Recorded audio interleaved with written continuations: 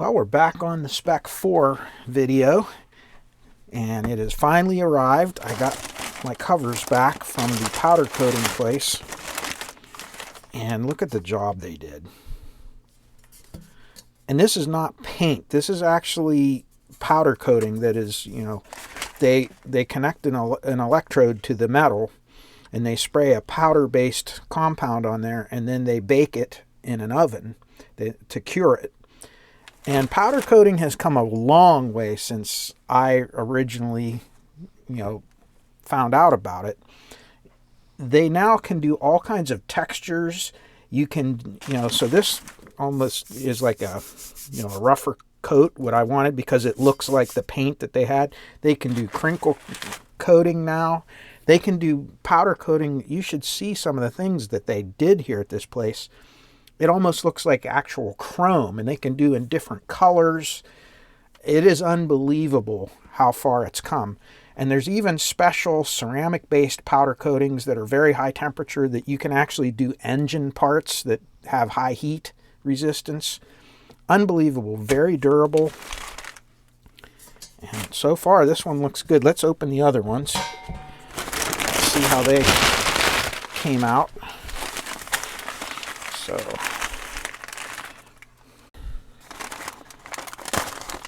and supposedly this is going to be a lot more durable than the paint would be.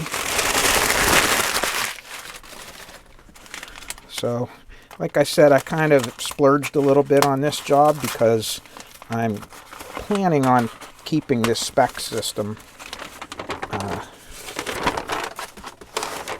at my home here and using it.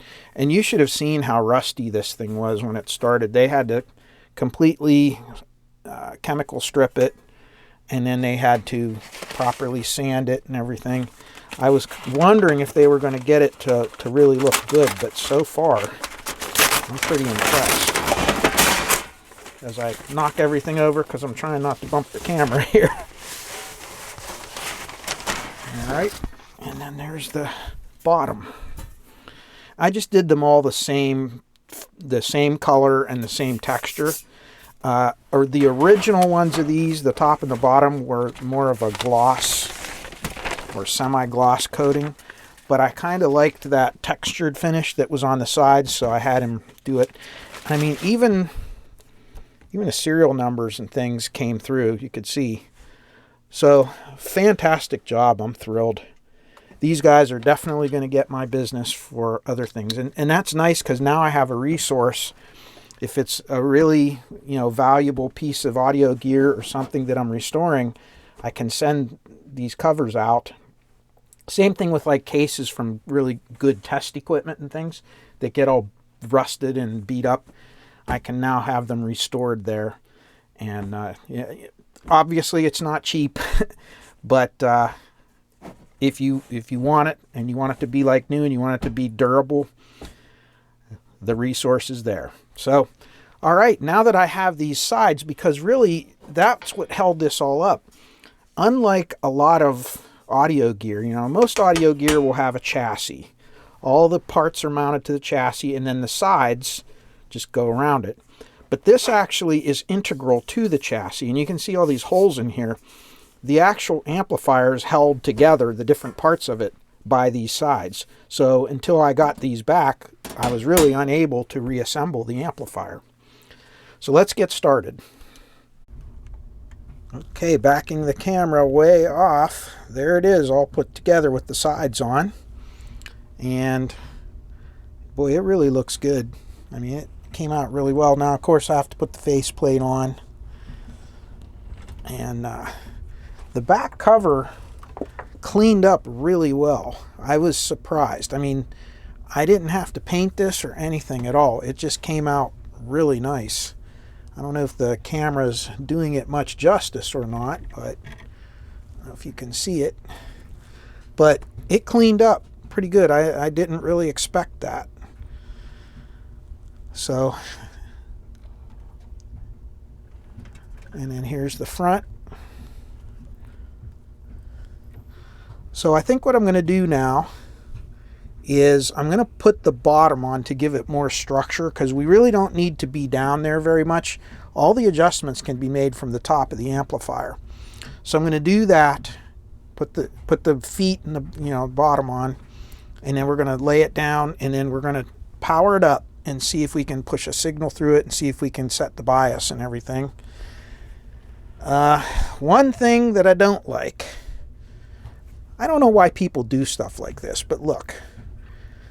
It looks like a rabid beaver has been chewing on these two poor potentiometers.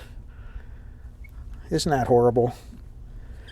And the knobs came out even worse. You can see they're really pretty hammered. Somebody drove a nail through there to like pin it, and then there's like glue and stuff in here. I mean, this thing is, and you can see it's been drilled. I don't know if these are going to be salvageable or not. I don't know. They're solid aluminum, so I might be able to clean them up, but we'll just have to see what I can do with that to make it look better. The faceplate is not bad. It just needs cleaned up, or needs to be cleaned up, all of you grammar nannies. And so we'll do that too. So let's get it together and see if we can pass a signal through it.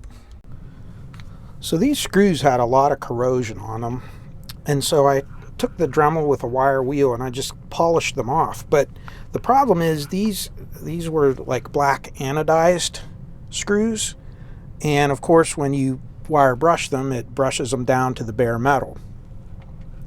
So there's a couple ways you can bring that black color back on. Of course, you can paint them, which chips off very easily.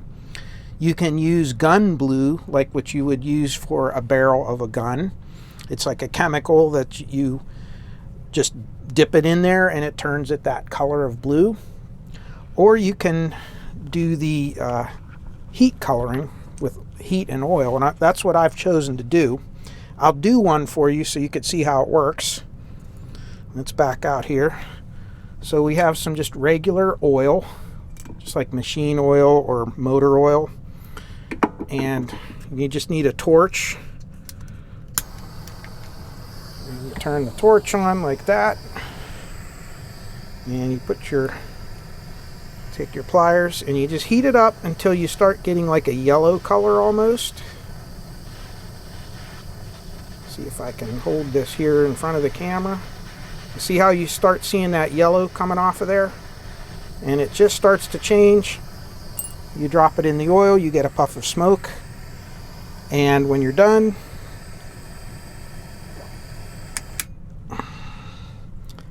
it has that nice black color to it again. And you can see the oil gives it that nice black color. So I have 4 more to do, and then I'll be right back and we'll see how they turned out. And that is so much better than the rusty old cover that was on there before. I'm happy. All right. Okay, so after some drilling, some tapping, some deburring with the deburring tool, and a couple of grub screws that I had that were larger than the original ones. You can see right here. Just put it in there.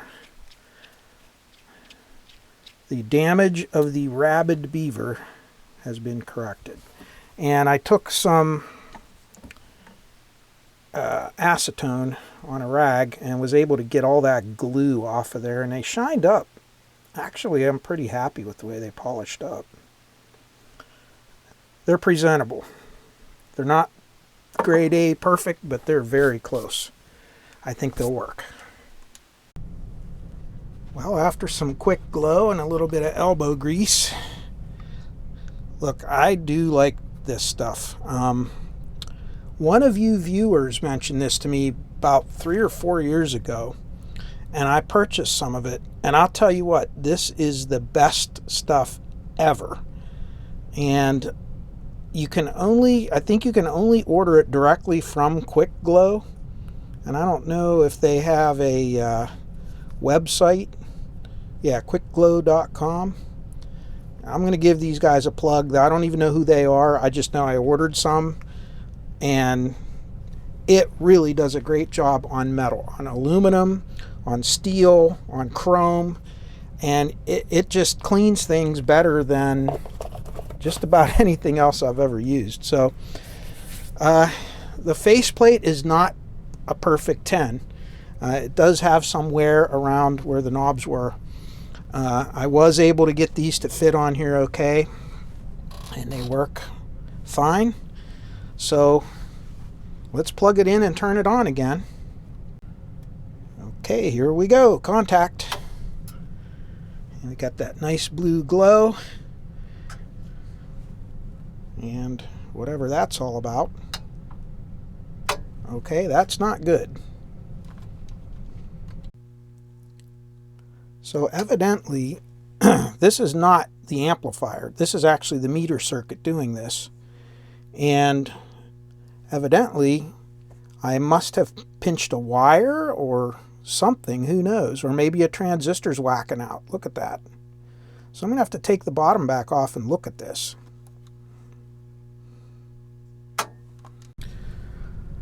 All right, which one of you put the maluch on my stereo here?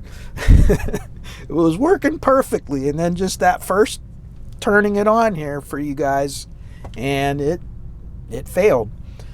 I'll show you where I'm at. I had to take the front off, and I didn't want to disassemble all this, but it's kind of cool because you can take the faceplate screws off, and you can take the two front cover screws off, you know, on each side, and then the whole thing can kind of swing forward, and then you can move the screws, as you can see, down to the handles, just to this frontmost one, and then it just kind of swings out, and you can get this board out to look at it.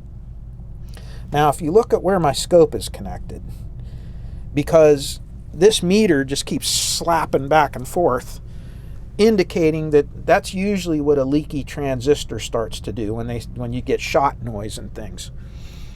And the first thing I did is I started at the very beginning at the output of the integrated circuit. So if we look at the metering circuit here, let me move this out. If you look at the metering circuit right here,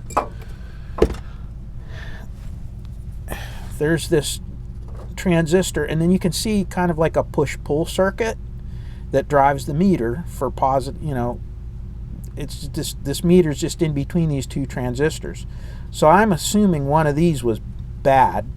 So I started clear at the beginning, and I figured I'd go back here and I would not have any voltage voltage fluctuation, and then I would kind of work my way through here and find which one of these transistors is doing it. Well, I'm right here, which is the output of this integrated circuit, this TA7136P2. I'm hoping this isn't it. There is a slim possibility I may have one of these chips. If not, I'm going to have to try to find one, and they're not easy to find anymore. So that would absolutely be miserable if that's the case. Now, the other thing could be that the potentiometer is starting to go bad, but I tried moving the pot, and it didn't seem to make any difference. When this thing starts going doolally, it don't care what you do. You can wiggle wires, you can do anything you want, it just goes crazy. So the scope is right here. I'm going to turn the power on, and you can watch what happens. So there's the scope, there's the power, and you can see already what it's doing. See that? If I slow it down, and you heard the protect relay came in, so the amp's ready to go. Well, actually, the meter's going crazy right now, and I don't really see anything moving here. Okay. Okay, so it was not there. I thought it was, but it did that when you first turned it on. That's just the voltage stabilizing. So let's move to another one of these. Let's go to Q11 and Q13. So let's look at the fact that there's looking at this now, there are capacitors here. I don't think that meter could do what it's doing through these capacitors. If this transistor failed, it would jump, but then it would go back down. But sometimes it kind of pegs and sits there. So I don't know that this transistor could be it. It's got to be here, where it's direct coupled to the meter. So let's check the output of Q11. And let's see what we have there. And strangely enough, if you look, Q18 and Q13 here are tied to no, they're not. They're connected to ground here. Okay, I see. I'm real time looking at this right now. I never really studied it very closely. So let's look at the emitter of Q11 and the emitter of Q13. So see if we can find those. This side, let me see where I'm at. If I go this way, that's the foil side. So looking at the foil side, that'd be over here. So we want Q13 and Q11. So let's see. Don't you love me looking at transistors here? There's 17. There it is. Q11, 12, and 13 right there. So you can see the emitters are facing this row of resistors here. So let's see if we can find that. Q11 is the third one down from the top, and the emitters the lowest pin. Lord. Okay, since it's there, Q13 emitter. All right, turn on. Let's see here. I don't know if you can see the meter from here. See it moving? Did you see it jump? And as you can see, no movement up there. Okay, scratch that last test. Mr. Magoo strikes again. So looking at this schematic, it's so blurry I couldn't read the numbers. But looking at this little bit bigger printout, I was wrong. We need to look at the emitters of Q21 and Q19. That's where we want to be. So Q21 and Q19, and let's see. There's 21 and 19 over there, down by this connector down here in the bottom. So let me get on that. Okay, as you can see, I have the meter in there. I hope you can, well, if my stand doesn't keep falling down. So there is the probe. There is the meter turning on.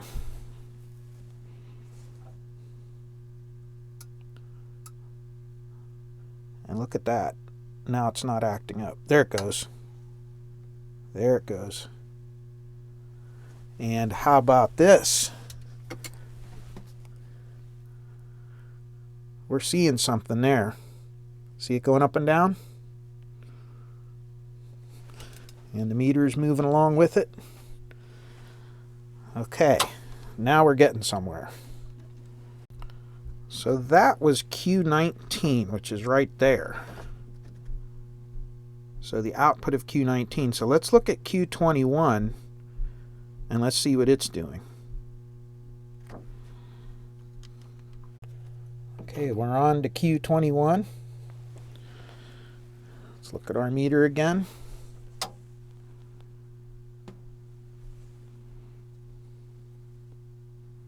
They're starting to jump.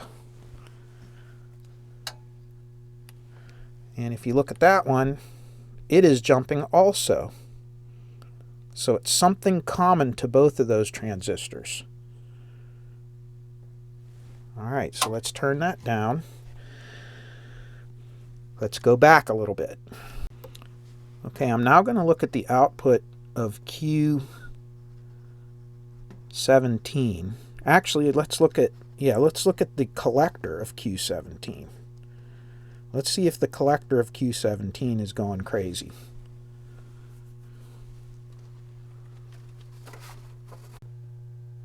Okay, collector of Q17.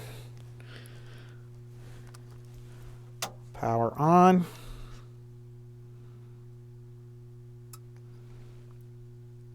Jumpy, jumpy.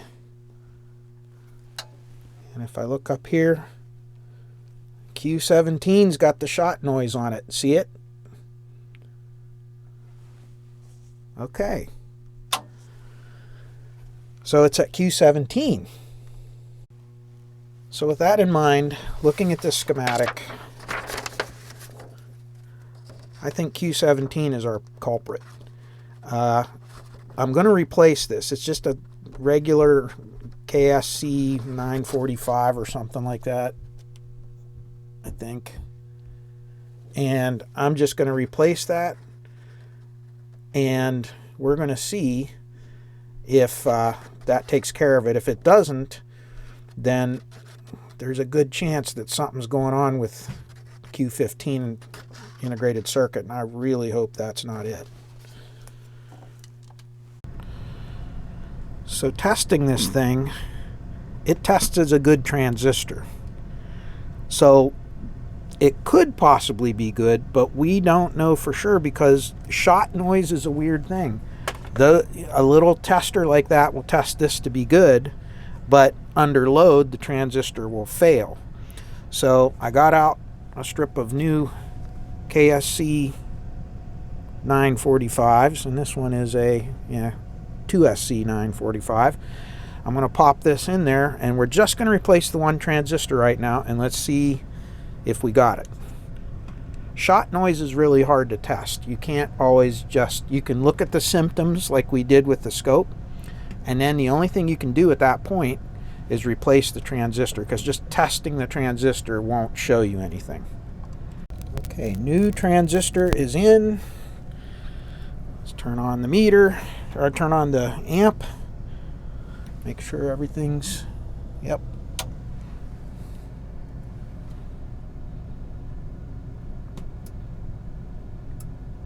Well, so far so good. Nope. It's doing it again. Oh boy. So that didn't fix it. All right, let's go back and look again. And it seemed to not start this time until the relay pulled in, but I don't know what one thing has to do with the other. I don't know. I think what I'm going to do now is I am going to pull, let's see, I am going to remove R45. You can see right here, I'm just going to pull one leg of that and see if the problem goes away, because that's going to isolate the outside world from it. I could also pull pin 6 off, just remove, you know, the wire from pin 6, but I don't really want to go down there and cut wires and things. So I'm just going to, it's easier just to lift R45. Okay, you can kind of see down there, R45 is pulled out, kind of floating in free air. And make sure nothing's shorting, and back on. This is going to tell us if it's something coming from the amplifier module or not. See, it's still doing it. So it's not that. So now I'm kind of getting concerned that it might be that chip. So let's put that back in. Let's isolate the chip from the transistor. And I just realized I said all that without my microphone, so I'll have to boost the audio for this clip and rip your eardrums out. Okay, once again, I'm on the base, you can see, of that transistor, that Q17. And again, it didn't appear to be moving here at the base before. This is the transistor we replaced. That's directly on the output of Q15. If we see that variance here, and of course we didn't have any connection here and it was doing it, then this chip has to be bad. But if I don't see that variance here, but I do see it here, we're still talking, I mean, it could, I mean, normally you don't see things shorting through the base of a transistor through a decoupling cap. I mean, that just doesn't seem like these could be the culprit. But they could be. Because we were seeing the problem here, and we were seeing it here and here, but I didn't recall seeing it here. So we're going to check a second time to just see if I missed it. All right. Power on.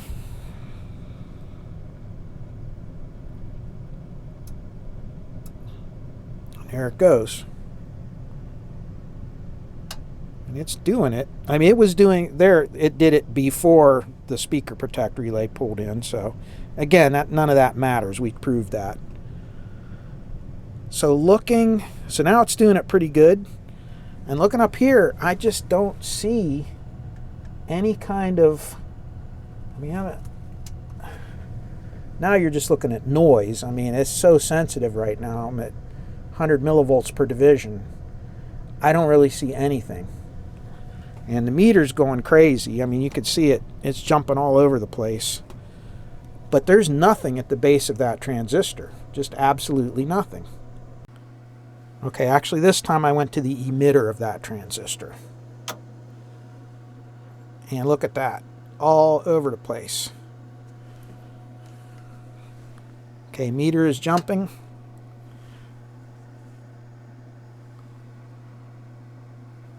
The meter's jumping, but the emitter side, yeah, did you see that burst? Big burst. But I'm not really seeing it as much as I was on the collector. All right, let's move over to the collector again. Okay, back on the collector. Power on. And I'm AC. Yeah, look at that. It's all over the daggone place. Look at that. Just nuts.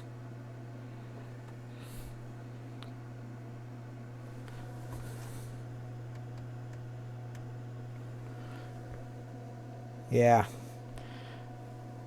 So on the collector side, but not the emitter side so much. Okay. So we know we have it here and here. So Q19 and Q21's emitters. So let's look at them and see what they look like. So Q19 emitter, Q21 emitter. Okay, Q19 emitter turning on.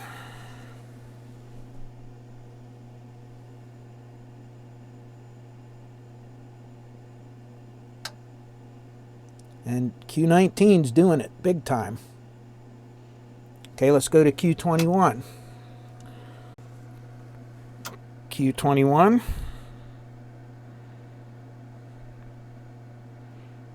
And it's doing it too.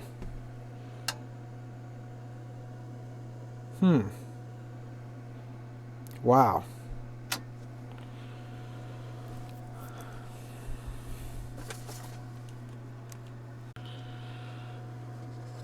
Now, of course, since 19 and 21 are doing it, these are going to do it because, you know, it rolls downhill, as they say. So really the only thing we could do at this point, because they're cheap, is I'm going to replace these 4 transistors. If replacing these transistors does not fix it, then, I mean, this thing's been recapped, so we got all new capacitors. Then Q15 must be doing something, but it's just such a tiny signal that the scope is not able to pick it up.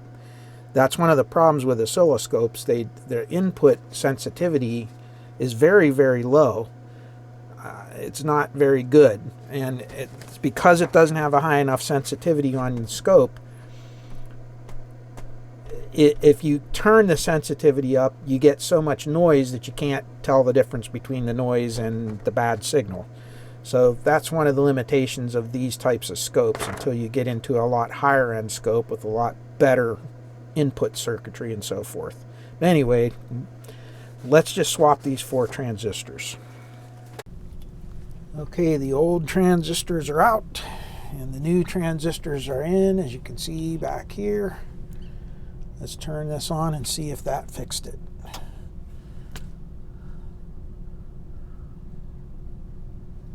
Well, so far so good. Okay, protect relay came in, that's good. And look at that, rock solid.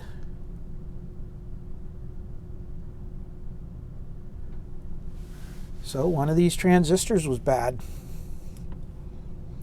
All right, let's see if we can find one that tests strange, you know, without using a curve tracer or something crazy. Let's just see if one of these little testers can pick up on that. Okay, transistor number 1. Reads pretty normal. HFE is 235, reverse is 5, and 673 VBE. Okay, so that's good. Transistor number 2. Okay, that one's a little bit lower HFE, but other than that, it reads normal. Number 3. Reads normal. Number 4. Looks good. And number 5. So there you have it. They all pretty much read the same. And obviously one of them was defective. And this is what I'm talking about with these transistors. You can't just always just test them with a meter. You have to have power applied to them. Now, if you put this in a curve tracer, and I mean a curve tracer that could actually apply some current to it, not just some, like even that little homemade one I had may not be enough, but like, you know, my 576 curve tracer or something, you might be able to see it do it. But using just a normal little, you know, $10 eBay tester, it's not going to happen. So there you go. We had a bad transistor. Okay, let's take a look at this one more time. Help if I turn the power on, huh? All right.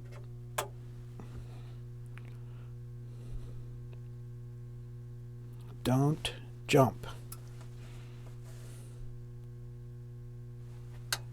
And there went the protect relay, and everything looks good. Okay, now we're back to where we started. So let's move the camera up a little bit, and let's see if we can check the bias on this thing. Okay, before we do the bias, probably want to check the offset and all. So this thing is turned on, and I'm going to just reach back here, and I'm going to just check this out. See if I can.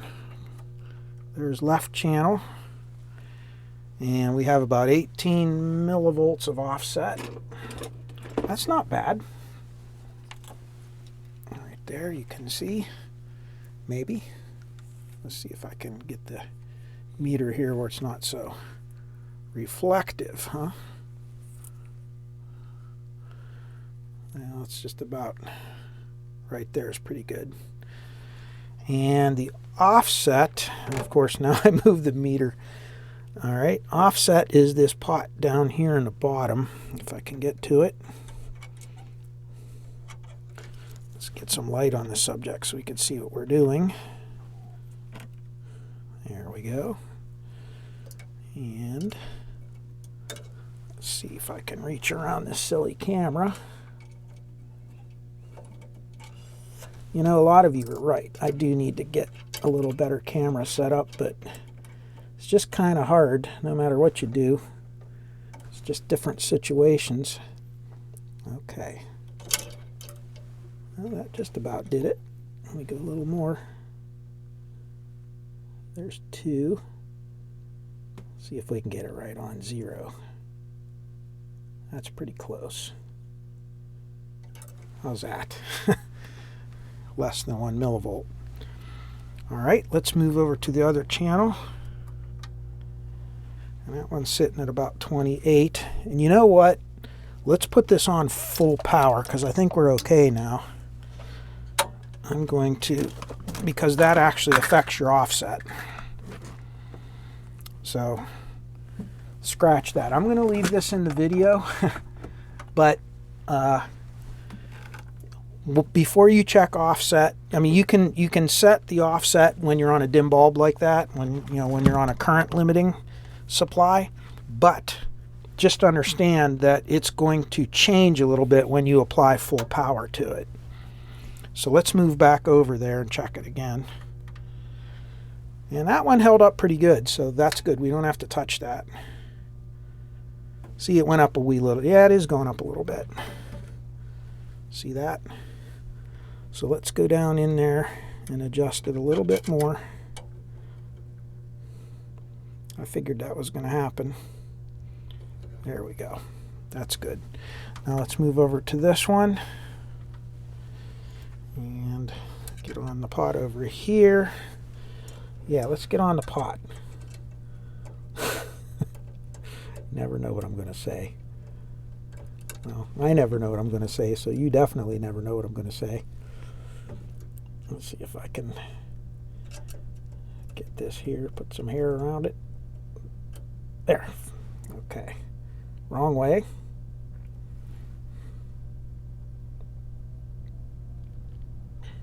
I just can't imagine what this was like when you had a single turn pot, because I'm barely moving this 15 turn pot, and you can see how much it affects it.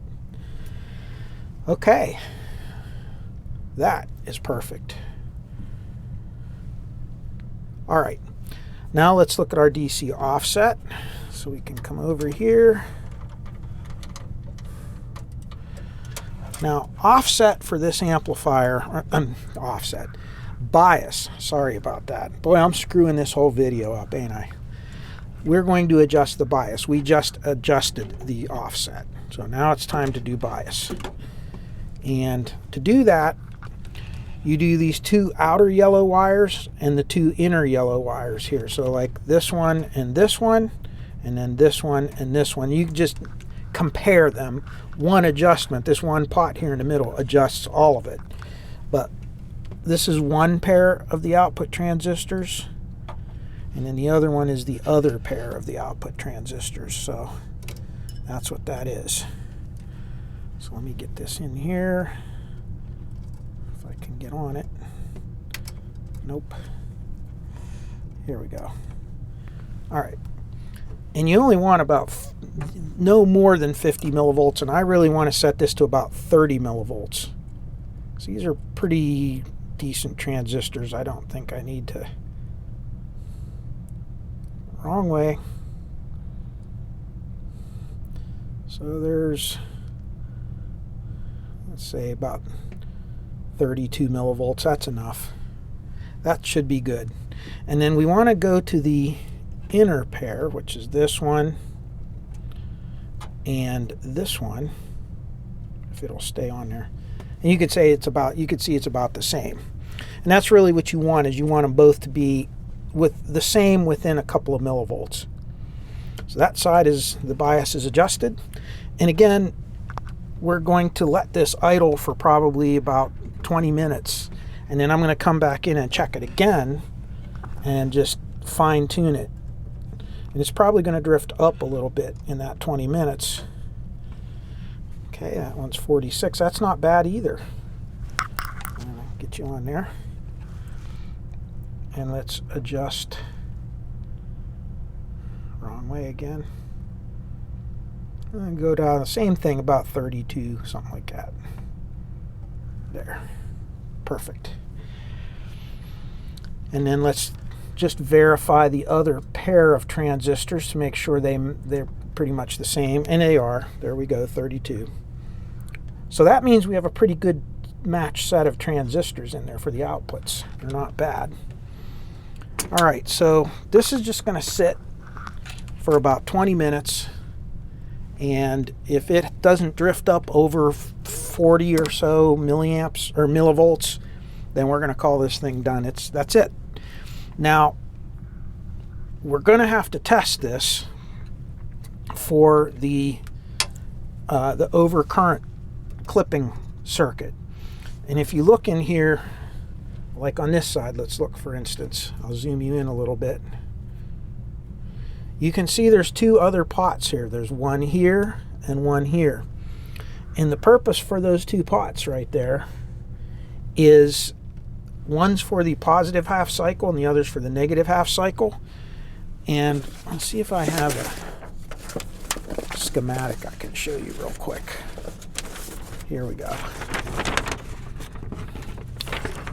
And what that does is that's these two pots right here and here. So backing up. So here's your VAS stage back here. And these are a couple of current sources. And then these are your two overload sense transistors. So what happens is when there's an overload current, it's going to increase that voltage drop across the resistors that it's checking across. And eventually this one of these transistors, or both, depending on if the positive or negative half cycle is over current, it will start to turn on. As this turns on, you can see these are connected to the base of your drivers, which drive your outputs. So what this is going to do is this is going to start shunting some of your signal through this resistor and through here to your midpoint. So essentially what it's going to do is it's going to bypass some of the drive signal. It's going to it basically throttles the amplifier back. That's the whole purpose of it. So if these are set too low, what's going to happen is the amp is going to start clipping. You'll see, like, it'll look like it's clipping, but it's artificially induced clipping before you get full output. If you don't have these turned up high enough or low enough, then it won't act at all. So you can actually drive the amp beyond its maximum current, rated current, and that could damage the outputs. So bottom line is the amplifier will work without these, but if they're set properly, they will protect the amp from overloading. And that's really what they're there for. Since I replaced all these components in here, these are probably going to be out. They're either not going to be working at all, or they're going to be coming in asymmetrically or way too soon, something like that. So the way we do that is they want you to go to a 4 ohm load, and with 4 ohms on the outputs, they want you to drive the amp to like 200 watts per channel. And then at 200 watts, while you're smoking these outputs totally, you want to adjust these till they just start clipping at the top and the bottom of the waveform with your 1 kilohertz drive signal. Again, not my favorite test to do, but that's what has to be in, that's what you have to have in order for the amplifier to work properly. So the idea is you want to get that adjustment done as quickly as possible. That's really the main thing. Okay, so I have the speakers connected, or the dummy load connected to the amplifier. I have a input signal, and there's the scope connected. Let's turn this on, and I have the input level on the inputs of the amplifier just set to about half. And so let's see what we get. And that's a pretty nice looking waveform, I'd say. It looks really good. And right now I have 11 volts RMS. So let's do some math. 11 squared divided by 8. So that's about 15 watts. All right. So you just have about 15 watts per channel right now. So it's just kind of chugging along at a nice 15 watts. Okay. So now what I'm going to do is I'm going to take each channel, I'm going to drive them up a little bit I have 1 volt RMS going into the amplifier, and I have the, like I said, the input attenuator is set about half. So I should be able to drive this thing almost into clipping. So let's take the right channel and see how it's clipping top and bottom pretty evenly. All right, and it is not at full power there either, so those limiters are probably kicking in a little early. All right, so let's go to the left channel. And look at that. It's really clipping off funny. Okay. So, what we're going to need to do is we're going to need to adjust that. So let's turn the signal off for a minute and discuss what we're going to do. So, on this channel, we're getting a lot of attenuation. The other channel is just set a little bit too low. But this one's really set to clip early. So what we have to do is we have to adjust these two. One of them is going to adjust the bottom half, which this is the PNP side. So this one's going to adjust the negative half cycle, and here's your positive wire. So this is the NPN side. This is going to be the positive half cycle. So the positive seems to be the worst right now. So let's adjust that first.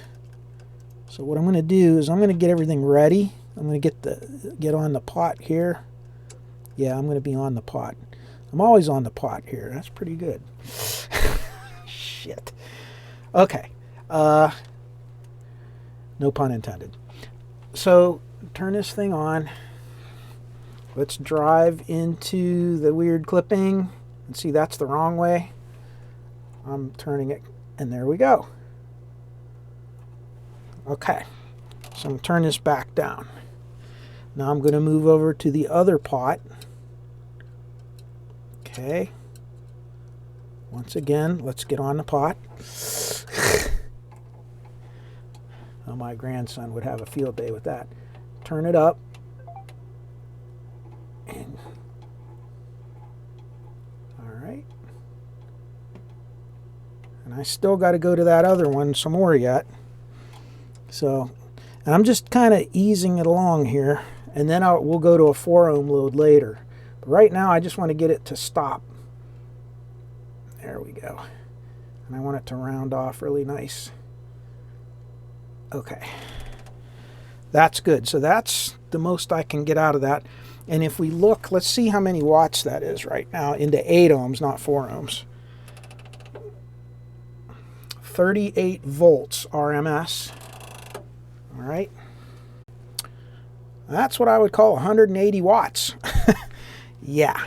So I'm thinking that's pretty much working. Now, again, we're going to have to test this at the... we're going to have to test this into a 4 ohm load. But... So let me get over to the other channel. And I'm going to do the same for that. So I'm going to get on the negative half cycle. Crank it up. And see, that one is pretty much, was pretty close to begin with. And the top half isn't even clipping at all. If I turn this down, there it goes, see? So there, we'll take that out. Okay. Now, what we want to do is we want to set this up for about 200 watts into 4 ohms. We were already looking at 180 watts into 8 ohms, but this is going to be really tough. So that's going to be 28.29 volts. So we're going to drive this, and we're going to switch to 4 ohms. So there, I just switched to 4 ohms. And we want 28.29 volts RMS. So we're going to go here, and we're going to increase our power until we see 28.29. And then I'm going to look at the waveform. So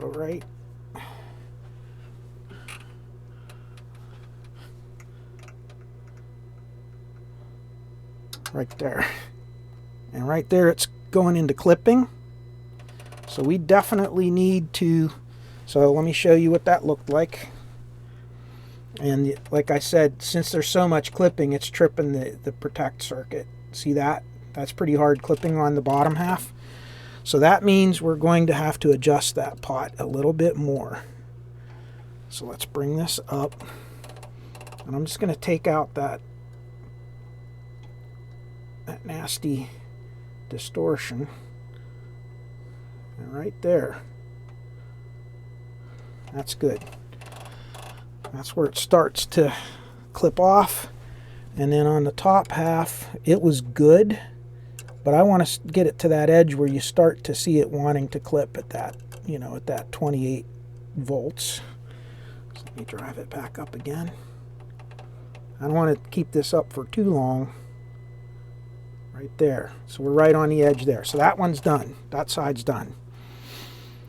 Now, let's go over to the other channel. And I'm going to take it up. And I have to move my meter to the other channel so I know that I got my 28 volts.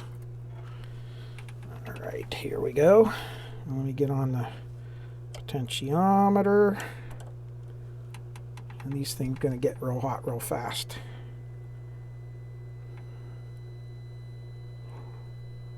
There. And then do the other side.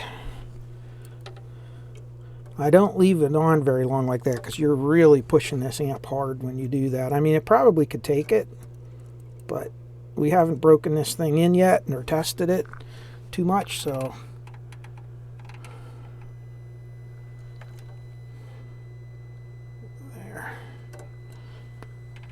there, 30 volts. I was going over, way over, so yeah, that's insane amount of power there. Okay. All right. Now, that being said, I should be able to go back to 8 ohms. You know, strangely enough, after just abusing this, these heat sinks are not hot. I mean, they're warm. I mean, you feel the heat. Definitely feel the heat, but it's not burning hot or anything. So, again, this amp is a very heavy-duty amp. It's designed to handle that. And you can see there's the power. And we definitely need to set these meters right here. So I'm into 8 ohms right now. Let's set up 10 watts. So for 10 watts, I need about 8.95 volts. So we're going to drive this until we get 8.95 volts. So here we go. I'm just going to move this down.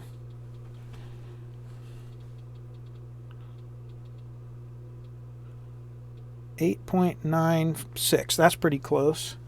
Let's take it even closer. There. That's real close. Okay, that's exactly 10 watts.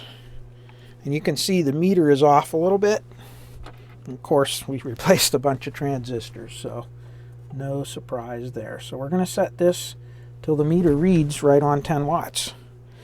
And I'm going to kind of look straight onto it. And there we go. 10 watts.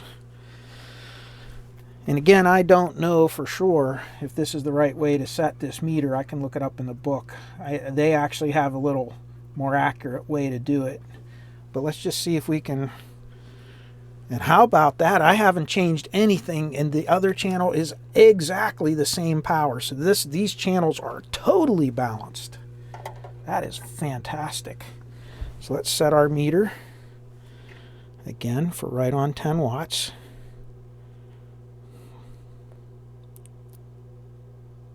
Almost. Right there. Okay. Now if we move the power up to exactly 20 volts RMS, that will be 50 watts into 8 ohms. And it should line up with the 50 watt mark. So let's do 20 volts.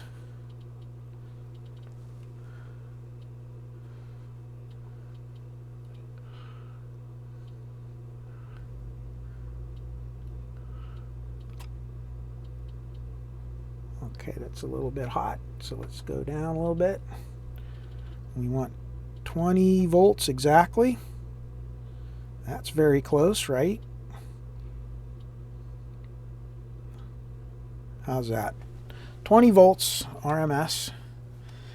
And look where our meter is. Right on, 50 watts. So the meter is working accurately.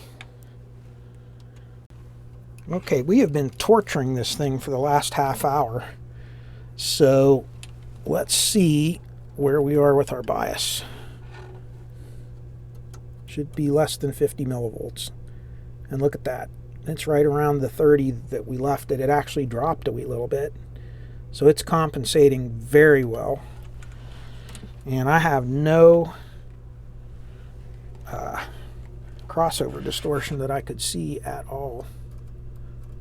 And of course, the distortion meter will tell us the whole story. And there we go, it's the same. So bias is excellent. This thing's done. It's done. It's ready for some tests. All right, so what I am going to do now is I am going to put the top cover on this thing, and we're going to give it some tests. Okay, these meters are very accurate. The design of the circuit is such that these meters into an 8 ohm resistive load are extremely accurate. So we can use them for wattage measurement. So we have it set to 50 watts per channel. Let's turn on the output. And there we go, 50 watts per channel. I think you can see that. There you go. And we have a nice looking sine wave. And of course, what else would you expect? Wow. All right, I'm going to start going up here on power. There's 100 watts per channel. And there's just clipping. See the clipping? And you can see it never changes until I get to the clipping. That's over 150 watts per channel right there. It's basically unmeasurable by this meter. Okay, looking at our sweep from 10 hertz to 28 kilohertz at 50 watts per channel. Pretty much no breathing at all almost. Has a little bit of extra kick at the base. All of these amplifiers are designed that way. You have just a slight bit of roll off at your high frequencies. That's what you want. And it looks perfect. All right, let's stop that. Let's go to our 10 kilohertz. So there's 10 kilohertz. And the meter can't pick anything up. That's just absolutely insane. If you remember what the quasi-complementary amplifier did, when we were running it at like mid-power, around 10 watts or so, you can see what this thing does.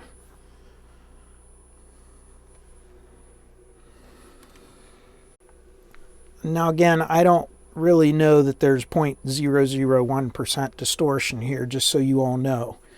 We are reading directly at the speaker terminals and so forth, but again, we're measuring 10 kilohertz. I'm looking out to the 5th harmonic, and I'm using the A weighting for for how it measures it. So there's quite a few things that come into play that will kind of skew these results. Everything, THD is good to kind of track things a little bit, especially if you do the same test the same way on every amp with the same test equipment. But you can't always go by this, and this is a good example. But all we know is it's extremely low distortion.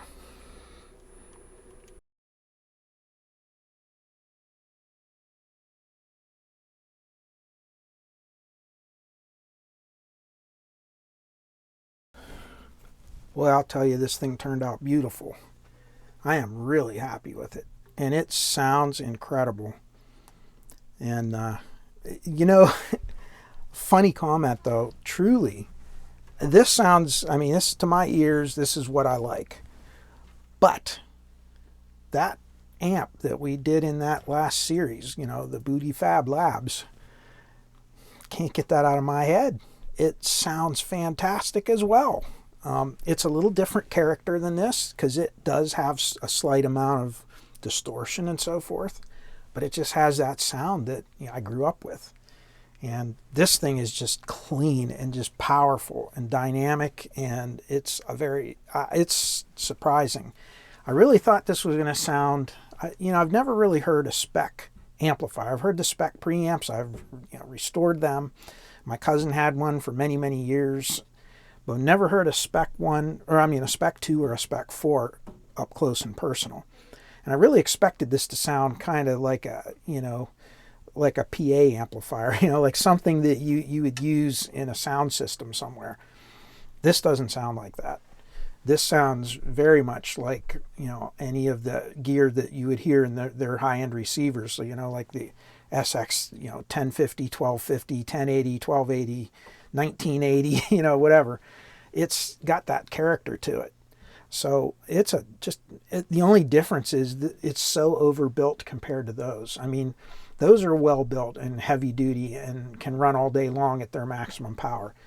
This is a step above that. This thing, you can run this thing all day long and it won't hurt it. So it is just a great amplifier, and it's going to go really well with the Spec 1. The only thing is, look at these covers. I mean, I'm going to have to send the Spec 1 covers out to just have them done to match this. And then this is going to be a keeper. I'm not selling this one, I think. This one might end up in my living room because I really like it. The Booty Fab amp, of course, is now going to be belong to one of my patrons who I've given it to, and hopefully he'll be enjoying that for a long time too. He's going to have to build a case and put a bottom on it because, of course, we don't want those exposed wires and things. But I think if he builds a nice wooden case for it, it might be a nice little 25-watt amp. So anyway, that's it. I'm going to end with our normal Stranger Danger song and take a listen to this. And wow, I can get on a whole bunch of other projects now. This one kind of held me up with this, and then doing that other project in between, that long 10-part series. So I'll finish up with that, and until the next time, I wish you all peace, joy, happiness, and good health in your lives, and we'll see you again real soon. Take care, everybody. Bye-bye.